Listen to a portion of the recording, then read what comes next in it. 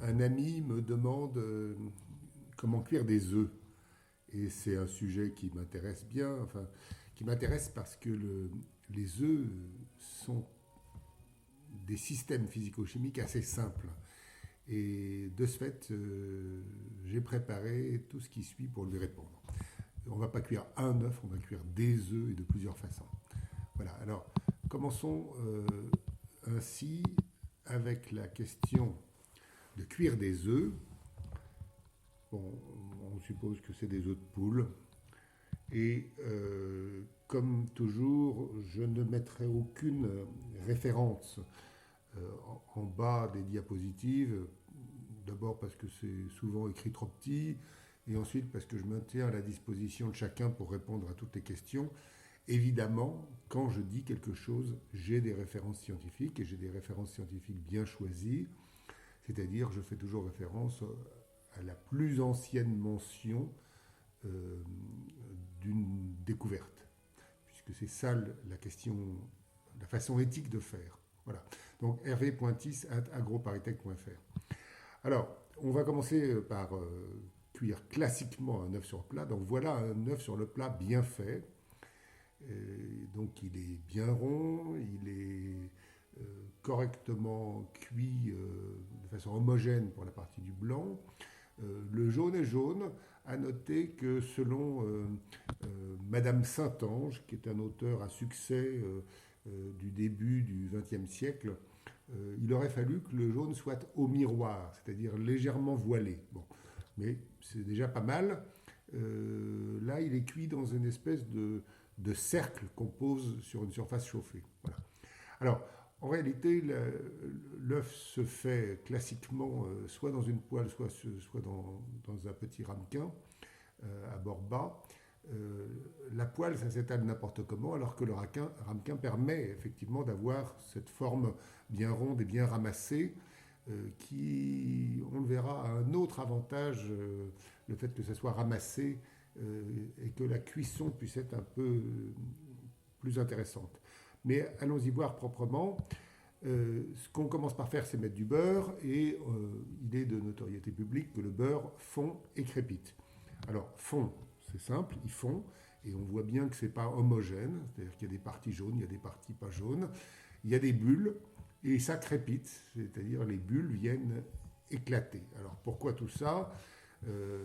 L'image de gauche représente du beurre, en jaune, il y a la matière grasse solide ou liquide. Dans le beurre, c'est un mélange. Et puis dedans, il y a des poches d'eau. Et quand, par exemple, on fabrique un beurre clarifié, ce que j'ai représenté à droite, là, j'ai mis du beurre dans un verre et je l'ai chauffé dans un bain-marie très lentement. On voit de bas en haut une couche blanchâtre, c'est ce qu'on appelle le petit lait. Donc c'est essentiellement de l'eau. Alors c'est limité par la loi à 16%. Ensuite, la partie jaune claire, c'est ce qu'on appelle le beurre clarifié. Donc ce sont des triglycérides. Il n'y a plus d'eau dedans, tout est liquide, c'est de la matière grasse à l'état liquide. Et puis par-dessus, il y a une petite écume, sans doute des protéines. Voilà. Alors évidemment, on comprend que quand le beurre fond, il libère son eau, et l'eau, quand c'est dans une poêle où on veut faire un œuf sur le plat, un œuf au plat ou un œuf sur le plat, il faudrait trancher, l'eau tombe au fond, et comme elle arrive sur la partie chauffée de la poêle, eh ben, l'eau va être chauffée, et quand elle est chauffée à 100 degrés par exemple, eh ben, elle va se mettre à bouillir. Bouillir, ça veut dire faire des bulles de vapeur, et ces bulles de vapeur vont s'élever dans la matière grasse liquide, et ça va faire des bulles qui vont crever en surface, d'où le crépitement. Voilà. Alors, mais avant cela, il faut considérer que l'œuf n'est pas une structure très homogène. On sait bien qu'il y a la coquille, le jaune et le blanc, mais si on ouvre un œuf sur une surface plane, on voit qu'il y a des marches. Le blanc présente des marches. Alors, ces marches, c'est des parties du blanc qui ont des compositions différentes et qui ont des températures de cuisson également différentes. Le jaune, c'est quelque chose de plus homogène, bien que. Bon. Alors, La vraie question, c'est que la partie très mince, elle va cuire assez facilement, mais la partie épaisse va cuire plus lentement. Et par conséquent, on aura des cuissons différentes. D'où l'intérêt de ramasser l'œuf sur une petite surface afin que tout le blanc ait la même épaisseur et cuise de façon homogène. Bon. Alors, le blanc cuit par conduction. Là, sur cette image, j'ai représenté dans la partie inférieure en rouge, mettons, l'ustensile de cuisson qui est chauffé, c'est pour ça qu'il est rouge, il est chaud. Et puis à gauche, on a posé donc un blanc d'œuf par-dessus.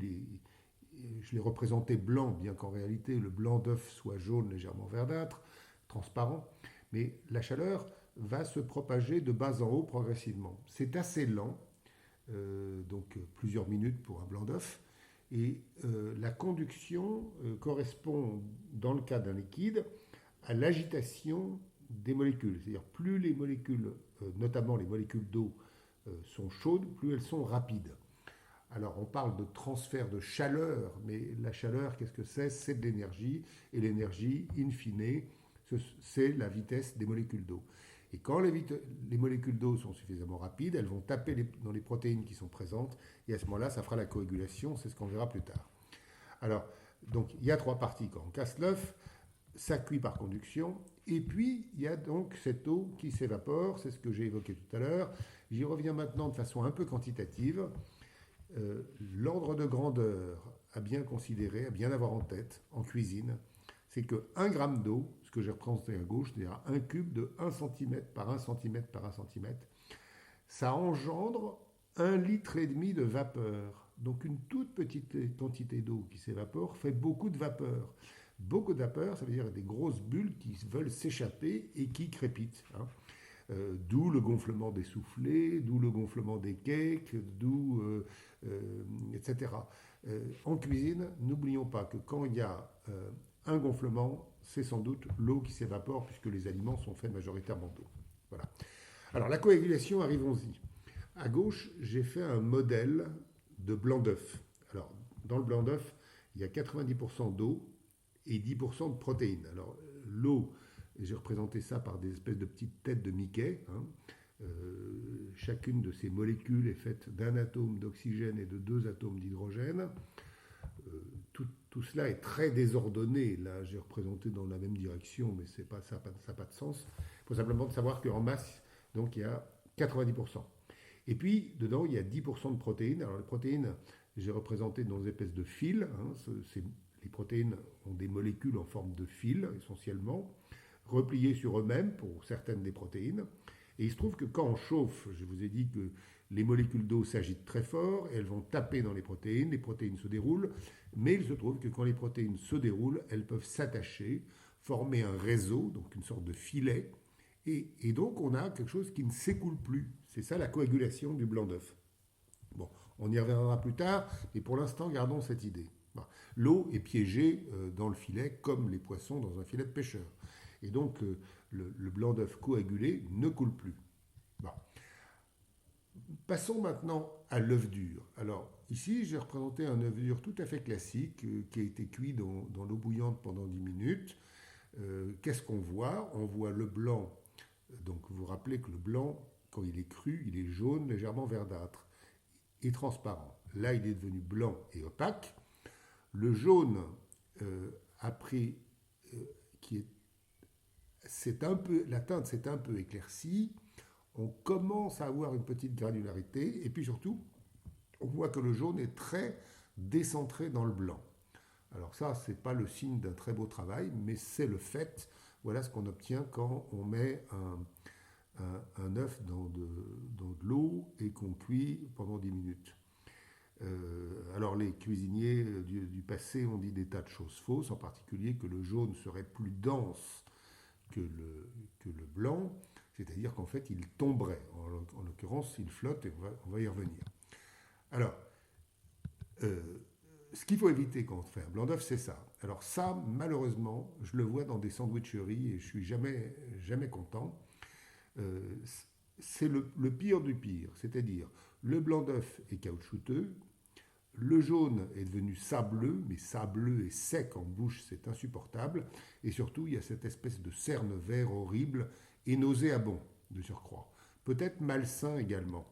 Alors pourquoi tout ça? Allons-y voir. Alors d'abord, on commence par prendre une casserole et on y met de l'eau et on chauffe. Alors c'est fascinant. Je vous invite à passer un peu de temps devant une casserole d'eau qui bout. On va y voir quelque chose déjà, c'est-à-dire qu'on observe au fond de la casserole des bulles. Alors des bulles de quoi? Des bulles de gaz, bien évidemment. Mais quel gaz? Est-ce que ça serait de la vapeur d'eau? Ben non, parce que disons, dans cet état, l'eau, elle n'est qu'à 60-70 degrés. Non, c'est de l'air qui s'était dissous dans l'eau, qui est chassé de l'eau chauffée et qui forme donc des bulles qui s'accrochent au fond de la casserole. Et ces bulles peuvent se détacher quand elles sont assez grosses et elles vont venir jusqu'en surface. Ce n'est pas des bulles de vapeur, c'est des bulles d'air dissous. Bon. Alors, quand on continue de chauffer, il se passe des tas de choses. Les bulles grossissent, les bulles se détachent, et puis il y a une fumée qui apparaît par-dessus. Alors cette fumée, c'est quoi? Alors cette fumée, ce que nous voyons, ce n'est pas la vapeur d'eau, parce que la vapeur, c'est un gaz comme l'air. Or l'air, on ne le voit pas. Et bien la vapeur d'eau, on ne la voit pas, sauf que les molécules d'eau qui sont sous forme de vapeur et qui partent de la casserole arrivent dans l'air froid. Et dans l'air froid, elles se recondensent sous forme de petites gouttelettes. C'est-à-dire que la fumée au-dessus d'une casserole d'eau, c'est comme un brouillard, c'est comme un nuage, c'est un ensemble de petites gouttelettes d'eau sur lesquelles la lumière blanche se réfléchit. Alors là, maintenant, dans cet état-là, on est à l'ébullition déclarée, c'est-à-dire qu'il ne s'agit plus de bulles qui se forment en bas, mais il s'agit de bulles qui sont partout dans la masse, et l'ébullition est tumultueuse, il fait 100 degrés. Alors, j'insiste un tout petit peu, et parce que mon esprit d'enfant est tout émerveillé, ici j'ai représenté la température dans de l'eau qu'on chauffe en fonction du temps. Donc supposons qu'on chauffe une casserole avec de l'eau et qu'on chauffe plein pot. Hein.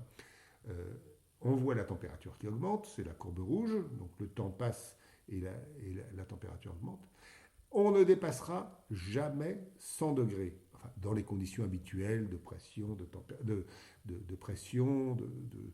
composition de l'eau, etc. Mais soyons simples, si vous prenez une casserole, vous mettez de l'eau, vous chauffez, vous mettez un thermomètre, vous verrez que même quand vous chauffez très très fort, que ça bout de façon très turbulente, il ne fera pas plus que 100 degrés. Et ça, c'est vraiment merveilleux. C'est très intéressant et ça pose la question de pourquoi est-ce qu'on ne dépasse pas 100 degrés. Hein. Alors évidemment, je me suis mis pas en altitude, parce qu'en altitude, il se passe des choses différentes. Mais on y arrivera. Pour l'instant, on est dans de l'eau, on a mis un œuf, et ce qui est étonnant, c'est qu'on voit que le gros bout est légèrement surélevé parfois. Alors pourquoi? Alors la réponse est à droite. Ici, j'ai cassé un œuf dans une éprouvette, et on voit le jaune qui flotte. Bon, donc déjà, le jaune flotte dans le blanc. Hein. Ça correspond bien à ce que je vous ai dit en introduction, c'est-à-dire j'avais dit, oui, les cuisiniers du passé disaient que le jaune était plus dense que le blanc, qu'il était au fond de l'œuf, en bas de l'œuf. Ben non, il est en haut. Mais ce que ne représente pas l'image de droite, c'est que les œufs, en particulier quand ils ne sont pas tout à fait frais, ont une poche d'air, et cette poche d'air, c'est encore moins dense que le jaune. Et cette poche soulève l'œuf pour la partie du gros bout. Donc c'est une façon de voir si les œufs sont frais. Un œuf frais, il est bien à plat, alors qu'un œuf pas frais, il est surélevé. Voilà. Alors maintenant, j'ai représenté, enfin j'ai montré des œufs que j'ai cuits. Alors on voit les inscriptions sur la boîte. 2 minutes, 3 minutes, 5 minutes, 7 minutes, 10 minutes, 20 minutes et 60 minutes. Bon. Alors on voit qu'à 2 minutes, le blanc est très légèrement pris, le jaune est complètement liquide. À 3 minutes, le blanc est un peu plus pris, mais guère, le jaune est toujours liquide. À 5 minutes, le blanc est pris et le jaune reste liquide. Ça correspond à ce que les cuisiniers prescrivent comme durée pour faire des œufs mollets. Hein. C'est 5 minutes 15. Ensuite, à 7 minutes, alors on voit que le jaune commence à évoluer un peu. Et puis à 10 minutes, c'est l'œuf dur bien fait. Là, le blanc est pris, il n'est pas caoutchouteux, le jaune est complètement pris, n'est plus liquide. 20 minutes, on commence à avoir une teinte verte sur le bord, et puis 60 minutes, l'œuf du haut, à ce moment-là, la teinte verte augmente. Donc l'œuf à 60 minutes, il sent mauvais. Celui à 20 minutes sent déjà pas très bon. Celui à 10 minutes, c'est celui qui est préféré par la cuisine classique. Bon. Alors, le cerne-vert, pourquoi? Alors, euh, dans l'œuf, j'ai dit qu'il y avait des protéines. Et une des protéines de l'œuf s'appelle l'ovotransférine. Et l'ovotransférine est une protéine. Les molécules de cette protéine contiennent du fer, hein, d'où le nom ovotransférine. Bon. Alors, ça, c'est un fait. Le deuxième fait, c'est celui de droite. Quand on prend un œuf et qu'on le chauffe assez puissamment, si on met par-dessus un papier imbibé à l'acétate de plomb, quelque chose qu'il ne faut pas manger, ce papier noircit. Alors, il noircit en vertu d'une réaction chimique que j'ai écrite en bas à gauche. L'acétate de plomb, c'est Pb avec CH3CO2. Hein, c'est l'acétate de plomb. Mais j'ai écrit à côté H2S. H2S, c'est l'hydrogène sulfuré. Et bien, l'hydrogène sulfuré réagit avec l'acétate de plomb et à ce moment-là, il forme du sulfure de plomb qui précipite. Et bien, dans l'œuf, il y a de l'hydrogène sulfuré qui se forme. Quand on chauffe de l'œuf assez longtemps, les protéines sont dégradées, libèrent de l'hydrogène sulfuré, et là, ça ne réagit pas avec du plomb, mais ça réagit avec le fer, et on a des précipitations de sulfure de fer. Voilà, voilà le cerne vert. Alors, ça, il faut savoir que donc cet hydrogène sulfuré, qui est un gaz qui sent mauvais, qui est toxique, se dégage aussi bien du blanc que du jaune. En revanche, l'ovotransférine ne se trouve pas dans le jaune. Voilà. Alors maintenant, j'avais évoqué la question de la température d'ébullition d'altitude. Donc là, j'ai montré des courbes. Alors il y a le propanone, l'éthanol, water, c'est l'eau, et éthanoïque acide, mais il n'y a que la courbe de l'eau qui nous intéresse, bien évidemment. Cette courbe, elle montre que... alors, il faut lire à gauche. À la pression de 101,3 kPa, c'est-à-dire la pression atmosphérique, on dit souvent 1 bar, et ben, la température d'ébullition, à ce moment-là, on regarde l'intersection de la ligne pointillée avec la courbe de l'eau et on descend en bas, et ben, on trouve la température d'ébullition, c'est 100 degrés. On voit que si on augmente la pression, à ce moment-là, la température d'ébullition augmente. Et c'est ça les cocottes minutes. Mais si on diminue la pression, à ce moment-là, on diminue la température. Et voilà pourquoi en altitude, en montagne en particulier, la température d'ébullition n'est pas de 100 degrés. Et donc, on ne cuira pas des œufs durs de la même façon en altitude ou pas. Alors, passons maintenant à l'œuf à la coque qui est encore classique. L'œuf à la coque, on dit que c'est 3 minutes, mais en réalité c'est le temps qu'on veut, c'est le goût qui dépend de chacun. La question c'est, faut-il faire un départ à l'eau froide ou à l'eau chaude? Alors ici, j'ai représenté sur cette courbe la température de l'eau dans laquelle l'œuf est placé et en fonction du temps. Alors on part d'une... Considérons la courbe bleue qui part de 20 degrés. 20 degrés, c'est la température ambiante. Donc on a mis l'œuf dans l'eau froide et on se met à chauffer. Donc la température augmente, augmente, augmente et elle terminera à 100 degrés. Bon, ça c'est pour l'œuf dans l'eau froide. Maintenant, si on mettait dans l'eau chaude, la température de l'eau chaude c'est 100 degrés, c'est la droite rouge, c'est 100 degrés et ça y reste. Bon. Alors, il se trouve qu'il y a une température importante pour l'œuf, qui est de 62 degrés environ, c'est le trait vert, et on voit que si on met l'œuf dans l'eau froide, toute la première partie de la courbe bleue, elle, ne fait rien à l'œuf, puisqu'on n'a pas atteint la température de coagulation. Et c'est seulement après un long moment qu'on commence à coaguler. En revanche, dans l'eau chaude, à ce moment-là, la coagulation commence immédiatement et se poursuit tout à l'identique. Par conséquent, si cette première partie était un peu longue, l'œuf ne cuirait pas et c'est seulement la deuxième partie qui ferait la cuisson. Donc on voit avec cette comparaison de deux courbes, que la cuisson à l'eau froide et à l'eau chaude est très différente. Le problème, c'est que à l'eau froide, on atteindra plus ou moins rapidement les 62 degrés, parfois très rapidement, parfois très lentement, on n'en sait rien. Et donc, ce n'est pas une façon précise de cuire les œufs. En revanche, si on dit 3 minutes dans l'eau bouillante, à ce moment-là, c'est 3 minutes dans l'eau bouillante et on est assuré d'avoir un résultat précis pour des œufs qui seraient tous de la même grosseur, puisqu'on se rappelle que la température va augmenter par conduction. Bon. Passons maintenant à l'œuf poché. Alors, on a ici des œufs pochés. Alors, des œufs pochés soit dans du vin, soit dans du jus de citron. Ils sont bien différents. On va y arriver. La question, c'est que les recettes des livres de cuisine nous disent, pour certaines, de mettre du vinaigre dans l'eau et pour d'autres, de mettre du sel. Alors, est-ce qu'il faut mettre du vinaigre ou il faut mettre du sel? Eh ben, je vous invite à faire l'expérience. Vous allez prendre une poêle, vous mettez de l'eau, vous mettez du sel, vous mettez un œuf et vous allez voir que ça ne marche pas très bien. L'œuf perd des filaments qui s'étalent, c'est pas bien rond, c'est pas joli.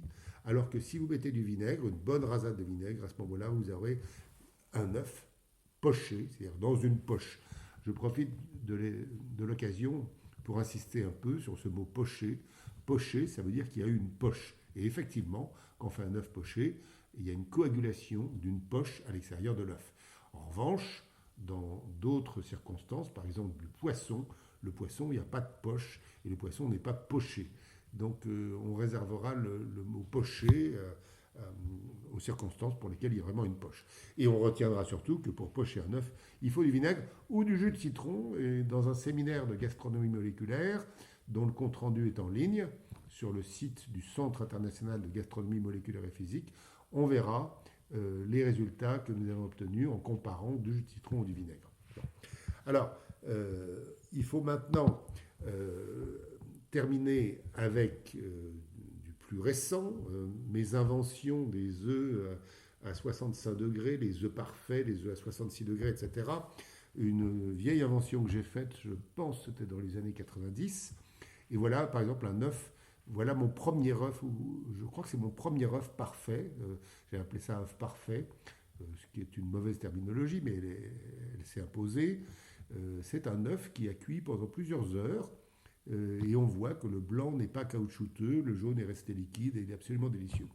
Alors, comment est-ce qu'on peut obtenir ce genre de choses? Donc revenons sur la coagulation. L'image que j'avais expliquée tout à l'heure est fausse. Est fausse parce que dans l'œuf, c'est le schéma de gauche, il n'y a pas une protéine, il y en a plusieurs. Et ces différentes protéines ont différentes températures de coagulation. Alors, si on part de l'œuf cru, du blanc d'œuf cru qui est à gauche, et si on chauffe vers 62 degrés, j'ai dit, il va y avoir coagulation d'une sorte de protéine, c'est les fils rouges. On a fait un tout petit filet de pêcheur qui tient très délicatement. Donc ça doit être légèrement pris. Ensuite, si on monte en température, il va y avoir une deuxième sorte de protéine qui va se dénaturer et coaguler. Et donc, on aura deux filets de pêcheur. Ça tient mieux les poissons. Donc, la prévision que j'avais faite, c'est que plus on augmente la température, plus le blanc de l'œuf deviendra opaque et ferme. Mais il le deviendra par palier. Alors, cette prévision théorique a été testée, donc je l'ai testée dans un four avec des œufs. Donc j'ai mis des œufs dans un four, dans leur coquille, hein, et puis j'ai chauffé d'abord à 61 degrés, puis 62, 63, 64, et voilà les températures principales pour le blanc et pour le jaune, ce qu'on appelle ça de dénaturation, c'est-à-dire le moment où la protéine se déroule un peu et où elle a la possibilité de coaguler. Donc on voit le blanc 61, enfin c'est 61,8 très exactement, 70, 75, 84,5, 92, mais il y a d'autres protéines. Alors en pratique, voilà plutôt des images, donc 61 degrés pendant 2 heures, rien n'a coagulé. En revanche, on a tué les salmonelles, et donc ça c'est appréciable. On peut encore faire donc des mayonnaises avec un tel œuf. Alors 64 degrés, on voit que le blanc est devenu légèrement opaque, mais très tendre. Hein. Ah, il y a des gens qui n'aiment pas ça, moi j'adore. Le jaune est resté complètement liquide. Ensuite, on passe à 65 degrés, donc voilà ce que j'avais appelé l'œuf parfait. Hein. Donc le blanc est très, très délicatement pris, le jaune reste liquide. Arrivant à 66, alors on voit une transformation. Le blanc se pacifie un peu plus et le jaune commence à changer. J'aime beaucoup le jaune à 66 degrés parce qu'il prend une légère épaisseur. À 68 degrés, il en prend encore plus au point qu'on peut le modeler comme une pâte à modeler. Et vous voyez, le blanc a encore un peu changé. Et puis 75, alors là, le blanc a beaucoup changé, le jaune a encore beaucoup changé. Et puis 80, voilà l'effet. Ça commence à devenir un vrai œuf cuit plutôt dur, quoi. Et ce qui est merveilleux, c'est que ce n'est pas une question de temps, ça n'est plus qu'une question de température. Donc si vous avez un four bien réglé, à ce moment-là, vous mettez une boîte 2, deux boîtes 2, 10 boîtes 2, que sais-je, et vous chauffez à la température que vous voulez, et vous avez l'œuf que vous voulez. Reste que l'œuf parfait, c'est celui à 65 degrés, puisque c'est le nom qui avait été donné et qui s'impose, puisque c'est moi qui l'ai inventé, donc c'est moi qui ai donné le nom. Et un œuf à 64 degrés n'est pas un œuf parfait, même s'il est très bon. Même si je préfère personnellement l'œuf à 67 degrés. Enfin, quoique, ça dépend des circonstances, comme on va le voir. Alors, ici, par exemple, je propose une recette d'œuf parfait et de spaghettis de crevettes crémées. Alors, on fait des œufs à 65 degrés, on décortique des crevettes, on réserve les chairs dans un bol, on brunit les carapaces en chauffant très fort avec de l'huile, on ajoute aux carapaces de l'eau, carottes, oignons et on cuit assez longtemps à couvert, on filtre, on obtient un liquide, on y cuit des spaghettis et on termine avec de la crème. Et finalement, on poche les chairs des crevettes dans l'ensemble. Et dans un bol, on met les spaghettis, dans un joli bol, on met les spaghettis en cercle et par-dessus, on met les crevettes et l'œuf à 65 degrés, l'œuf parfait. Alors une autre recette, un œuf meurette en quelque sorte, mais un œuf meurette à 67 degrés celui-là. Donc vous mettez des œufs, vous cuisez à 67 degrés, vous tranchez du lard en lame mince, vous faites croustiller au four, et puis vous les mettez dans une grande poêle à sec pour les rendre croustillantes, ça évapore l'eau. Dans une casserole, vous faites réduire du vin rouge et du bouillon de volaille. Vous terminez en émulsionnant du beurre, vous liez avec un peu de fécule si vous avez besoin, puis vous faites des croûtons au beurre, et dans des bols, vous réunissez tout ça, et c'est absolument délicieux. Et voilà comment on peut obtenir des tas de cuisson de l'œuf en comprenant un peu ce qu'on fait.